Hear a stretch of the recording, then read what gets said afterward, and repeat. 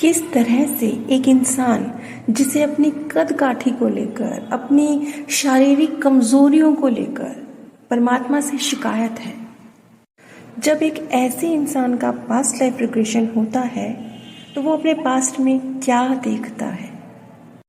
आज मैं आप सभी के साथ मनोज का past life regression case share करने जा रही हूँ।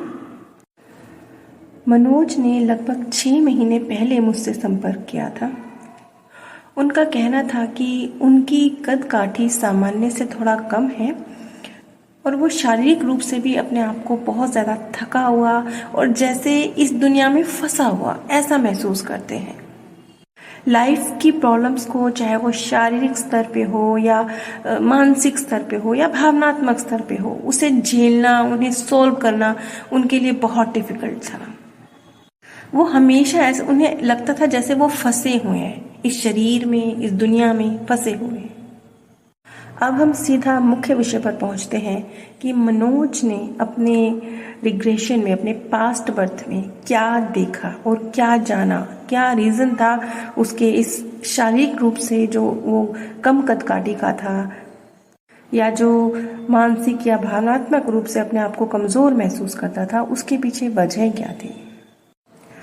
मनोज ने अपने पास्ट लाइफ रिग्रेशन में जो सबसे पहले दृश्य देखा, उन्होंने देखा कि वो एक बहुत ऊंचे, लंबे, बहुत मजबूत, बहुत ताकतवर 30 वर्षीय युवक है। और वो अकेले नहीं हैं, उनका एक पूरा ग्रुप है। ये एक तरह से कह लीजिए गुंडों का ग्रुप था। और ख़ास तौर पे मनोज इस ग्रुप में बहुत शक्तिशाली, बहुत पावरफुल, सब पे कंट्रोल करने वाले और कुछ हद तक कह सकते हैं क्रूअल। लेकिन क्रूअल वो शारीरिक रूप से लोगों को हानि पहुंचाने में कम, लेकिन वो लूटपाट करना, छीना झपटी करना, अपना डर दिखा के लोगों को परेशान करना, ये कार्य बहुत करते थे। और उनकी जुबान, उनका क्रोध, उनका जो ताकतवर शरीर और उनके जो आवाज़, ये ही अपने आप में किसी को डर दिखाने के लिए बहुत है। और कई बार मनोज को जब बहुत अधिक क्रोध आता था तो वो अपने आपे से बाहर भी हो जाते थे। खैर, इसके बाद मनोज ने जो अगला दृश्य देखा, उन्होंने देखा कि एक दूसरा ही जो ग्रुप है, शायद वो भी गुंडे ही हैं, वो तलवार से मनोज का धीरे धीरे गला काट रहे हैं, धीरे धीरे। लेकिन मनोज को दर्द का एहसास नहीं हुआ क्योंकि उस समय मनोज अपने आप को बॉडी से डिटैच होकर ऊपर से वो सारा दृश्य देख रहे थे। और बहुत जल्दी इस बर्थ में जब उनकी मृत्यु हुई, उन्होंने जब अपने आप को सोल वर्ल्ड में देखा तो यहाँ एक सबसे खूबसूरत चीज़ जो उन्होंने देखी कि इतना सब हुआ। वो एक निहायत क्रोधी व्यक्ति थे, गुंडे थे। हाँ, उन्होंने शारीरिक स्तर पर बहुत ज़्यादा हानि नहीं पहुंचाई थी किसी को, लेकिन क्रोध करना, डर दिखाना, इस तरीके से तो लोगों को बहुत हानि पहुंचाई थी। लेकिन हैरानी की बात थी कि इसके बावजूद मनोज का उसके मार्गदर्शक द्वारा वेलकम किया गया। बहुत ज़्यादा डिटेल में अगर मैं जाऊंगी तो वीडियो लंबी हो जाएगी, तो अब मैं कम शब्दों में जो उन्होंने देखा वो आपको बताती हूँ। उन्होंने कहा कि जैसे आमतौर पर एक स्थान होता है जहाँ पर सोल की हीलिंग की जाती है, लेकिन ये जो हीलिंग थी, इसको मनोज ने किसी और ही तरीके से बयां किया। उन्होंने कहा कि जैसे छोटे बच्चे होते हैं ना, जब उन्हें बहुत क्रोध आता है तो उन्हें कहा जाता है ना कि एक पंचिंग बैग लो और उसको खूब पंच करो, अपना क्रोध निकालो, बस कुछ ऐसा ही।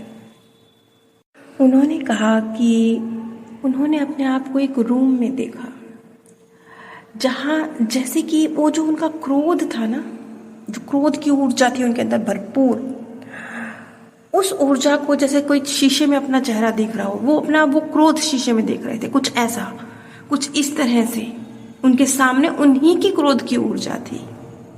और उस ऊर्जा से वो खुद डर रहे थे। उन्हें समझ आ रहा था कि ये जो क्रोध की ऊर्जा उन्होंने पूरा जीवन क्रिएट करी, लोगों में बांटी, ये क्या है। और जब अपनी ही क्रोध की ऊर्जा को उन्होंने देखा तो जैसे वो उसे खत्म कर देना चाहते थे। उन्हें लगता था कि अब जैसे मैं तलवार से इस ऊर्जा के टुकड़े कर दूं, मैं खत्म कर दूं इसे। जैसा कि हम सभी जानते हैं कि हम सभी अपनी ऊर्जा का कुछ प्रतिशत लेकर इस दुनिया में आते हैं और कुछ 5, 10, 15, 20, 25% सोल वर्ल्ड में छोड़ कर आते हैं। लेकिन मनोज के मामले में मनोज ने अपनी ऊर्जा का बहुत बड़ा हिस्सा, लगभग 40% हिस्सा सोल वर्ल्ड में छोड़ दिया और फिर वो इस धरती पर ये जीवन जो अभी वो जी रहे हैं उसे लेने के लिए आए। अब जो भी उनका कार्मिक अकाउंट, उनके लाइफ लेसन, कर्मों के अनुसार जो उनके लिए शरीर होगा वो शरीर उन्हें मिला, लेकिन अपने लिए ये छोटी कदकाठी का शरीर खुद चूज किया मनोज ने। क्यों? क्योंकि वो जो अपनी बड़ी कदकाठी का मिसयूज करते थे, क्रोध की ऊर्जा को बढ़ाते थे। अब ये ऊर्जा उनके अंदर थी, वो चाहती तो इसे पॉजिटिव तरीके से भी तो आगे बढ़ा सकते थे, क्योंकि ऊर्जा का आप रूप तो परिवर्तित कर सकते हैं। ऊर्जा समाप्त नहीं होती, ऊर्जा का ट्रांसफॉर्मेशन तो हो सकता है, वो सकारात्मक रूप में तो हो सकती थी, लेकिन उन्होंने अपने जो डील डोल उन्हें मिला था उसका मिसयूज किया और एक क्रोध की ऊर्जा को पैदा किया। लेकिन इस बर्थ में वो अपनी उस ऊर्जा का इस्तेमाल ना कर सके, उसे क्रिएट ना कर सके, इसलिए उन्होंने अपने लिए बहुत छोटी कदकाठी का शरीर चूज किया और जो एक बड़ी मात्रा में वो अपनी ऊर्जा को सोल वर्ल्ड में छोड़ के आए, जिसकी वजह से इस बर्थ में उन्हें भावनात्मक और मानसिक रूप से जो वो अपने आप को फंसा हुआ महसूस करते थे, परिस्थितियों को हैंडल करने में, उनसे बाहर निकलने में उन्हें दिक्कत होती थी। उसके पीछे यही कारण था, क्योंकि अपनी ऊर्जा का अधिक भाग सोल वर्ल्ड में छोड़ के आना ऐसे है जैसे कोई व्यक्ति बोले कि मेरी 100 रुपये महीने की तनख्वाह है, लेकिन मैं 60 रुपये बैंक में रखूंगा और 40 रुपये से अपना जीवन चलाऊंगा, तो उसके लिए कितना डिफिकल्ट हो जाएगा। बस कुछ ऐसे ही मनोज ने भी किया। इसलिए उन्हें अपने आप को जो फंसा हुआ होने की फीलिंग थी वो बहुत ज़्यादा क्रिएट होती थी।